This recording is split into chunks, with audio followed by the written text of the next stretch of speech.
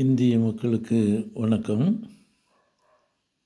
India முழுவதும் இருக்கிற இந்து அமைப்பு சார்ந்துள்ள சகோதரர்களுக்கு என்னுடைய பணிவான ஒரு அறிவுரை. நீங்கள் ஒருவேளை மற்ற மதத்தின் உண்மைத்தன்மை, அவருடைய கொள்கை ஆகியவற்றை முழுவதும் அறியாததினால் இப்படிப்பட்ட மதவிரோத மாற்று மதத்தினருடைய அவங்களுடைய நடைமுறைகளை அல்லது அவர்களை துன்புறுத்துவதும் அனைவிதமான அவர்களுக்கு எதிரான காரியங்களை செய்வதுமாய் இருக்கிற விஷயத்தில் அவர்களுடைய காரியங்களை முழுவதுமாக அறியாததினாலா என்று யோசிக்க வேண்டியது இருக்கிறது. இல்லை, உங்கள் மத கோட்பாடுகள், கொள்கைகள், அவைகள் போதிக்கின்ற மனிதநேய மற்ற மதம் சார்ந்த சரியான போதனைகளை புரியாததினால் செய்கிறீர்களா என்று தெரியவில்லை.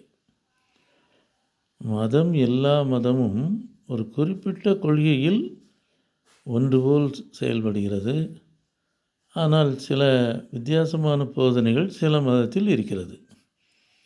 இப்போது நான் கருதுகிறேன், நீங்கள் துன்புறுத்துவதெல்லாம் அரசியலில் பின்னாக இருந்து உங்களை தூண்டிவிடுகிறார்கள். உங்களுக்கு தேவையான செலவுகளை செய்து விடுவதாகத்தான் உணரப்படுகிறது. உங்களுடைய சொந்த காரியம் பெரிய அளவில் வருவதில்லை. நிச்சயமாக மனதளவில் ஒரு மனசாட்சி என்ற ஒன்று உறுத்தும்.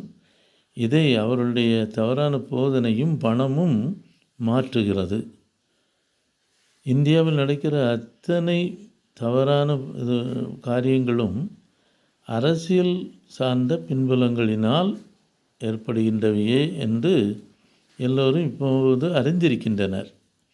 ஆனாலும் அவைகளை உங்களை போன்ற வலுவான பண வசதி பின்புலத்தில் அமைந்துள்ள காரியங்களை எதிர்க்க முடியாதது தான். ஆனால் ஒன்று புரிந்து கொள்ளுங்கள், எந்த காரியத்தை செய்தாலும் மேலான ஒருவர், கடவுள், இறைவன் இருந்து கவனித்து கொண்டிருக்கிறான்.